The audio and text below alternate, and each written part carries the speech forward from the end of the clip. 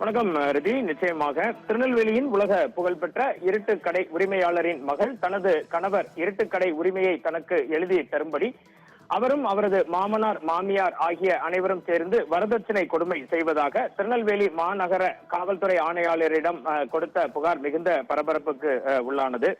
இதனிடையே அவரது கணவர் பல்ராம் சிங் திருநெல்வேலியில் மகளிர் காவல் நிலையத்தில் ஆஜராவதற்காக திருநெல்வேலி மாநகர காவல்துறையினர் அளித்திருந்த சம்மனின் அடிப்படையில் அவர் 21ஆம் தேதி ஆஜராகவில்லை. அதற்கு பதிலாக தனக்கு வேலைகள் இருப்பதால், தொழில் சம்பந்தமாக கூட்டங்கள் இருப்பதால் 10 நாட்கள் தனக்கு அவகாசம் வேண்டும் என அவரது வழக்கறிஞர் மூலம் திருநெல்வேலி பாளையங்கோட்டை அனைத்து மகளிர் காவல் நிலையத்தில் ஒரு மனுவினை அளித்து சென்றார்.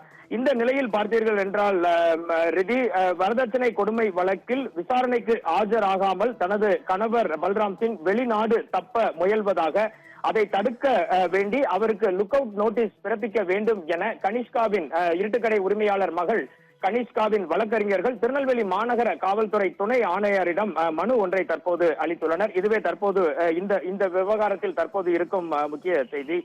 வரதட்சணை கொடுமை வழக்கில் விசாரணைக்கு ஆஜராகாமல் வெளிநாடு தப்பிச் செல்ல முயலும் தனது கணவர் பல்ராம் சிங்கை தடுக்க கோரி அவரது மனைவி கனிஷ்கா திருநெல்வேலி மாநகர காவல்துறை துணை ஆணையரிடம் பரபரப்பு மனு ஒன்றினை அளித்துள்ளார். பல்ராம் சிங்கிற்கு விசாரணைக்கு ஆஜராகுமாறு திருநெல்வேலி மகளிர் காவல் நிலையம் விடுத்திருந்த சம்மனின் அடிப்படையில் அவர் ஆஜராக 10 நாட்கள் அவகாசம் கோரியதோடு எந்த தேதியில் ஆஜராவார் என்பதையும் குறிப்பிடாமல் சென்று விட்டார். இந்த நிலையில் அவர் விசாரணைக்கு ஆஜராகாமல் வெளிநாட்டுக்கு தப்பிச் செல்ல திட்டமிட்டுள்ளதாக அவரது மனைவி கனிஷ்கா தற்போது புகார் ஒன்றினை அளித்துள்ளார். இது மிகுந்த பரபரப்பினை இந்த விவகாரத்தில் ஏற்படுத்தியுள்ளது.